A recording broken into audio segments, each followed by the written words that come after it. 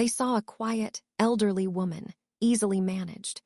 But Adeline, 72, a retired psychology professor, was anything but. When her own son launched an insidious campaign to control her life, he unknowingly unleashed a mind trained in psychological warfare. This is a masterclass in reclaiming power, one calculated move at a time. The late afternoon sun was warm on my shoulders, a gentle comfort as I pruned the last of the climbing roses. At 72, my garden had become my sanctuary, a place of quiet order where my efforts yielded predictable, beautiful results. Each snip of the shears was a satisfying, crisp sound. It was in these moments, with dirt under my nails and the scent of damask in the air, that I felt most like myself. Adeline, a woman of purpose. Not just a widow, not just a mother. The crunch of tires on the gravel driveway announced the arrival of my son, Peregrine. A knot, small but familiar, tightened in my stomach. "Mom, the garden looks incredible," he said, kissing my cheek. His praise was always the sweet coating on the pill. "Just be careful not to overdo it." I smiled, a well-practiced gesture of maternal reassurance. "I know my limits, Perry." "I know you do," he said, his tone a little too placating. "Speaking of which, did you remember to pay the hydro bill?" "I only ask because you almost missed it last month, remember?" I did remember. I remembered that he had called to remind me 3 days after I had already paid it, creating a flicker of doubt in my own mind until I checked my records. "Yes, dear, it's all taken care of." He nodded, already moving on to his next point of concern. "Look, Mom, I've been thinking. All this online banking, the passwords, the security questions, it's a lot to manage. There are so many scams out there targeting vulnerable people. Why don't you let me take over the main account? I can set up alerts and just manage the bills for you. It would be one less thing for you to worry about." His offer hung in the air, cloaked in filial duty. But to me, it felt like another bar being lowered into place. Since my husband Arthur's passing a year ago, Perry's help had become a slow, creeping siege. It wasn't a hostile takeover, but a gentle, insidious absorption of my independence. Each concession I made, each password I shared for the sake of peace, felt like I was handing him another key to my own life. I was a retired psychology professor who once managed department budgets and deconstructed complex human behaviors. Yet here I was, being treated like a fragile, forgetful child. "That's very thoughtful of you, Perry," I heard myself say, the words tasting like surrender. "Let me think about it." He left, satisfied he had planted the seed. I stood alone in my beautiful garden, but the warmth was gone. It was no longer a sanctuary, but a gilded cage, and I was beginning to realize my own son was the one holding the key. The breaking point didn't arrive with a shout, but with the quiet hum of a forgotten laptop. It was a Tuesday afternoon. Perry had been over, using my computer at the little mahogany desk in the study. "Just helping you organize your files, Mom," he'd said, his fingers clicking away with an efficiency that felt more invasive than helpful. He left in a hurry, a call from his wife, Chloe, pulling him away. "Gotta run, Chloe's waiting. See you for dinner Thursday." I walked into the study later to shut the machine down. The screen was still glowing, and he'd forgotten to close his web browser. His email inbox was open. I wasn't one to snoop.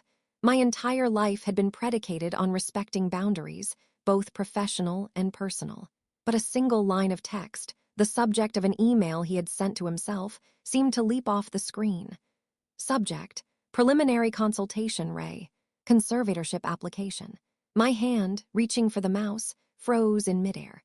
A tremor started in my fingers. A cold wave washed up my arm and settled like a block of ice in my chest. I clicked. The body of the email loaded. It was a summary of a conversation with a lawyer. Legal phrases, cold and sterile, stared back at me. Demonstrate a pattern of cognitive decline. Gather evidence of financial mismanagement, e.g., late bills, unusual purchases. Witness testimony from family members is key. The ultimate goal is to establish her as incapable of making sound decisions, paving the way for a court-appointed guardian. He had been so thorough. Below the text were 3 attachments. I opened the first. It was a glossy, full-color brochure for a place called Willow Creek Memory Care. The next was for the Serene Horizon residence. The last, Oakwood Gardens, a dignified living solution. The world didn't shatter. It crystallized. In that instant, the past year reconfigured itself in my mind with horrifying clarity. It wasn't a series of disconnected, annoying moments of overreach. It was a campaign. Every caring reminder about a bill, every suggestion that I was becoming forgetful, every offer to lighten my load by taking over my finances, they weren't acts of love. They were data points. He was building a case against me, using my trust as his primary source material.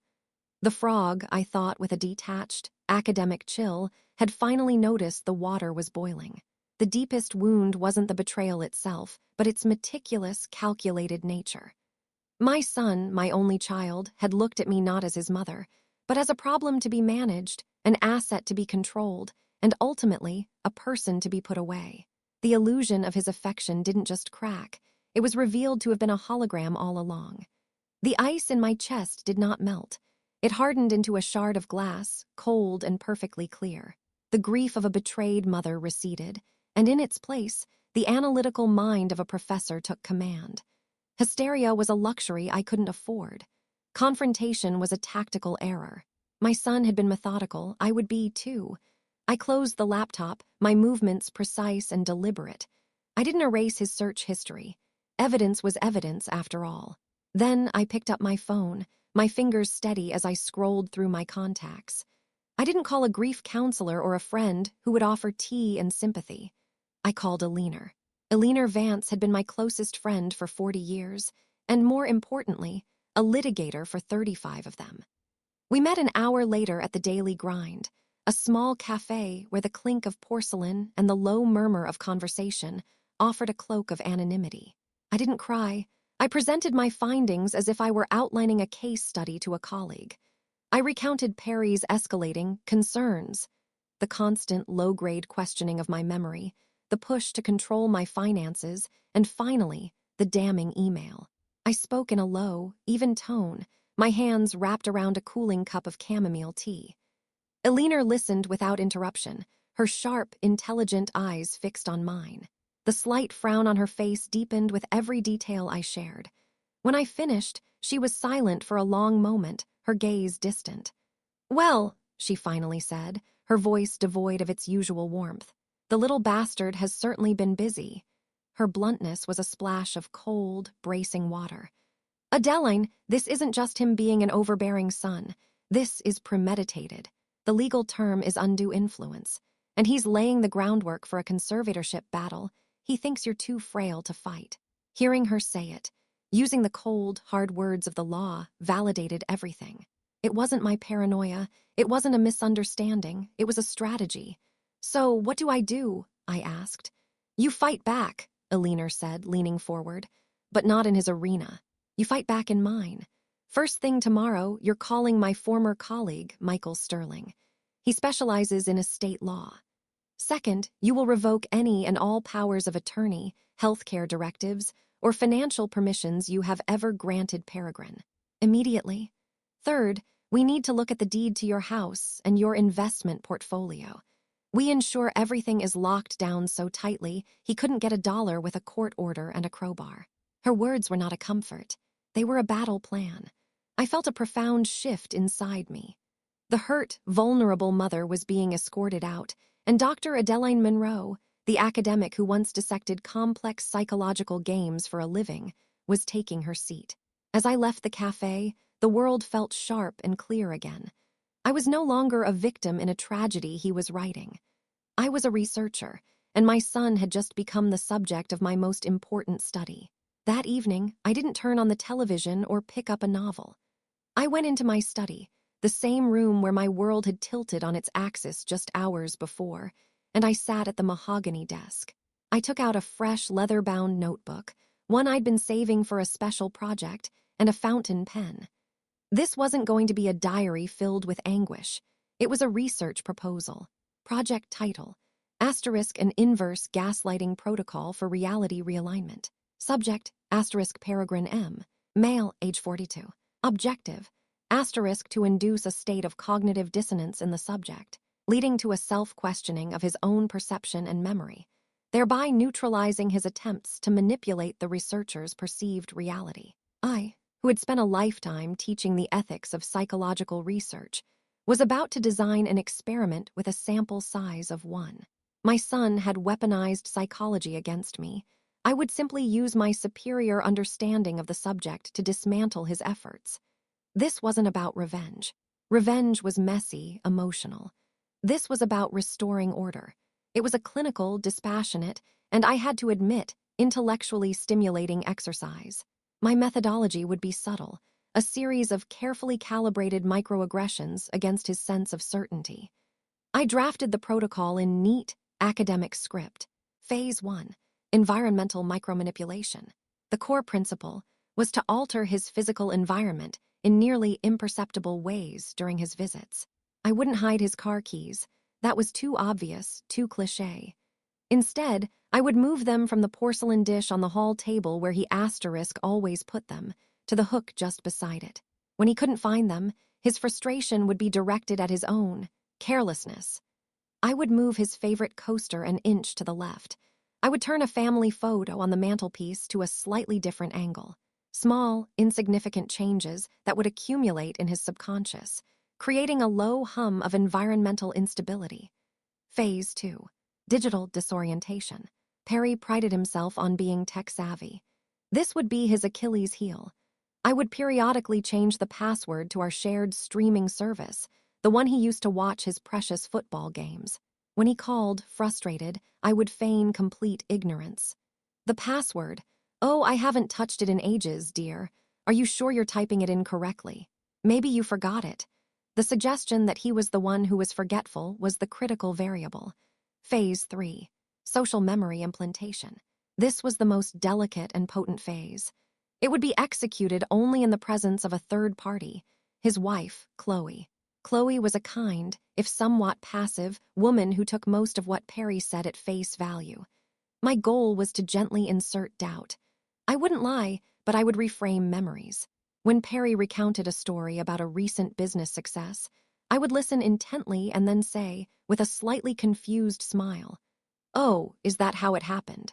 I thought you told me the deal almost fell through because you'd misplaced the client's file. I was so proud of how you recovered from that little slip-up." I would be praising him, but the embedded detail, his mistake, would be the part that lingered, especially for Chloe. The plan filled 3 pages. It was precise, elegant, and entirely unethical by any academic standard. But Perry had thrown the rulebook out the window when he looked up conservatorship. He had made me the subject of his cruel experiment. Now, the professor was taking back control of the lab. The experiment began the following Thursday. Perry arrived for dinner, tossing his car keys into the porcelain dish with his usual casual confidence. While he was in the living room telling me about his week, I excused myself to check on the roast. On my way, I paused in the hall, plucked the keys from the dish, and hung them on the hook right next to it. A simple 2-inch translocation. 2 hours later, as he was leaving, the first data point was recorded. "Damn it, where are my keys?" He patted his pockets, his gaze sweeping over the now empty dish. He did it 3 times, a flicker of irritation crossing his face. "Are you sure you put them there, dear?" I asked from the doorway, my voice a perfect blend of innocence and mild concern. "Of course I'm sure, I always put them there." He sounded definitive, but a seed of doubt was planted. He finally spotted them on the hook. "Oh, I must be more tired than I thought." He shook his head and left. Result, successful. A week later, I initiated phase 2. On a Saturday night, I knew he'd be settling in to watch a major game. I logged into our shared streaming account and changed a single capital letter in the password to lowercase. At 8:05 p.m., my phone rang. "Mom, is the Wi-Fi out? I can't log into the sports app." His voice was tight with frustration. "No, dear, the internet is working fine here. I was just reading the news online," I replied calmly. "Are you sure you have the password right? It's case-sensitive, you know." "I know it's case-sensitive, Mom. I'm not an idiot. I've typed it in 10 times. "Well, that's strange. I haven't touched it. Maybe you should try restarting your device. Sometimes they just get confused." I was a picture of unhelpful, well-meaning ignorance. I could hear him sigh, a long, exasperated sound before he hung up. Result: subject's frustration elevated, self-doubt subtly introduced. The linchpin, phase 3, was executed a month later. Perry and Chloe were over for Sunday lunch. Perry was boasting about a new client he had landed, a major coup for his firm. He was animated, confident, the master of his universe. Chloe looked impressed. "That's amazing, honey. You worked so hard for that." I waited for the perfect pause, then smiled warmly at my son. "I'm so proud of you, Perry, especially with how you handled that hiccup at the beginning." Perry froze, a forkful of mashed potatoes halfway to his mouth. "Hiccup? What hiccup?" "Oh, you know," I said, turning my gaze to Chloe, sharing a conspiratorial woman-to-woman smile. "When he told us he almost blew the first meeting because he went to the wrong address. He ended up 30 minutes late. It's a testament to his charm that he was able to turn it around. Most people would have lost the client right there." I patted his hand. "Your father would have been so impressed by your resilience." A stunned silence fell over the table. Perry was staring at me, his mouth slightly agape. He hadn't gone to the wrong address. The meeting had been flawless, but my version was so specific, so plausible, and delivered with such maternal pride that denying it would sound defensive and churlish. Chloe's expression had shifted. The pure admiration was now tinged with a faint, questioning concern. "You didn't tell me that part, Perry," she said, her voice soft. "Because it didn't happen," he sputtered, a little too forcefully. "Mom, what are you talking about? You're completely mixed up." I looked wounded, my smile faltering. "Am I? Oh dear. My memory must be playing tricks on me again. I'm so sorry, Perry. I was so sure. Forgive an old woman." I retreated into a quiet, slightly flustered state for the rest of the meal. But the damage was done. Perry spent the rest of the lunch on edge, repeatedly trying to prove he hadn't made the mistake. His insistence only made him look more frantic. Chloe, in turn, kept shooting him looks, the kind of looks that said, "Why are you making such a big deal out of this? Why are you upsetting your mother?" He was no longer the calm, in-control son managing his dotty mother. He was a flustered, agitated man trying desperately to convince his wife that his own mother's memory, the very thing he had been trying to discredit, was wrong. The water was getting warmer, and the frog was starting to sweat. The final, beautiful, terrible culmination of my experiment came on a rainy Tuesday. It was triggered by a report for his firm's biggest client, a document Perry had been working on for weeks.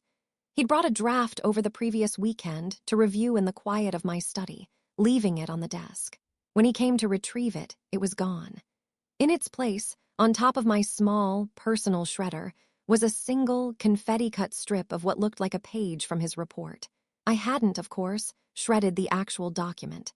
It was safely tucked away in a drawer. I had merely shredded a blank piece of the same high-quality paper and placed a single, incriminating strip on the machine. The sound of his roar echoed from the study. He stormed into the living room where I was sitting with Chloe, who had accompanied him. His face was a mask of pure fury, his complexion blotchy and red. He held the single shredded strip between his thumb and forefinger as if it were a murder weapon. "You did this," he hissed, his voice trembling with rage. "You did this on purpose. This is my career. Do you have any idea what you've done?" I looked up from my book, my expression one of wide-eyed, horrified confusion. "Perry, what on earth are you talking about? I haven't been in the study all day." "Don't lie to me," he shouted, taking a step closer. Chloe flinched beside him. "First my keys, then the passwords, then you make up stories to make me look like an idiot, and now this. You've been doing this for months, tormenting me, a sick, twisted little game." His accusations, wild and paranoid, hung in the air. He was a man unraveling, and he was doing it spectacularly. I didn't raise my voice. I didn't need to. I allowed a tear to well in my eye, my hand trembling slightly as I reached for Chloe's arm. My voice was a fragile whisper. "Chloe, I don't understand. He's been so agitated lately. Is everything all right at work? I'm so worried about him." This was the masterstroke. By framing his breakdown as a symptom of external pressure, I offered Chloe a more palatable explanation than the one Perry was presenting. That his sweet, elderly mother was a Machiavellian mastermind. Chloe looked from her raving husband to me, the picture of a frightened, vulnerable old woman. The pieces clicked into place for her, but they formed a picture of my design. His recent irritability, his obsessive complaints about his mother being confused, his frantic denials of minor mistakes. It all suddenly looked less like a man cracking under pressure. "Perry, stop it," she said, her voice firm and sharp in a way I'd never heard her use with him before. "You're screaming. You're scaring your mother. She's not scared, she's acting." He shot back, his desperation making him sound unhinged. "Can't you see? She's manipulating you. She's manipulating both of us." Chloe stood up and took his arm, pulling him back. Her face was etched with genuine alarm and a dawning, terrible pity. "Perry, listen to yourself. Just listen. You sound unwell. I think maybe you need to talk to someone, a doctor." The words hit him like a physical blow. He stared at his wife, his mouth opening and closing silently. He had wanted a doctor's assessment. He got one, only it was for him. His meticulously constructed plan had not just failed. It had reversed course with devastating precision, crashing directly into its architect. In his own wife's eyes, he was no longer the capable guardian. He was the one who needed help. In the quiet aftermath of the storm, the new order was established not with anger, but with a calm, unshakable finality. A week after Perry's meltdown, I invited him over. Alone. He arrived looking haggard and defeated, the blustering rage replaced by a sullen, wary silence. He sat opposite me in the living room, the space between us charged with everything unsaid. "I have made some changes, Peregrine," I began, using his full name. It was the name of a man, not a boy. "I have met with my lawyer, Mr. Sterling. The power of attorney you held has been revoked. The healthcare directive has been updated to name a leaner as my primary agent. My will has also been revised." He flinched, but said nothing. He had no ground left to stand on. "My finances, my property, and my personal decisions are, and will remain, entirely my own," I continued, my voice even. "I am perfectly capable of managing my own life. I have been doing it for 72 years. I let that sink in before delivering the final, crucial boundary. You are my son, and I am your mother. If you wish to visit me in that capacity, you are welcome. But you will call first. You will no longer have a key. Your role as my self-appointed manager is terminated, effective immediately." He stared at the floor, the fight completely gone from him. The man who had been so certain of my incompetence was now faced with the evidence of my absolute control. He had nothing to say. He had lost, and he knew it. He left 20 minutes later, a stranger in the house he had tried to claim as his own. Months later, my garden was in full, glorious bloom. The roses, free from the shadow of my son's visits, seemed to stand taller, their colors more vibrant. Eleanor and I were sitting on the patio, sipping iced tea and poring over travel brochures. "So, Tuscany in September or a cruise through the Greek Isles in October?" she asked, her eyes twinkling. "Why not both?" I replied, a genuine, unburdened smile spreading across my face. The quiet that surrounded me now was different from the loneliness that had followed Arthur's death. It wasn't an absence, it was a presence. It was the peace of a sovereign nation whose borders were finally secure. I was no longer the passive, accommodating mother, hoping for scraps of affection from a family that saw me as a liability. I was Dr. Adeline Monroe, retired but not retiring. I was the architect of my own life, the guardian of my own mind, and the sole, undisputed curator of my own, precious, hard-won peace. Thank you for listening to this story. If you've ever had to fight to reclaim your own narrative, know that you're not alone. Your story matters, and we encourage you to share it when you're ready. Don't forget to follow for more tales of justice and new beginnings.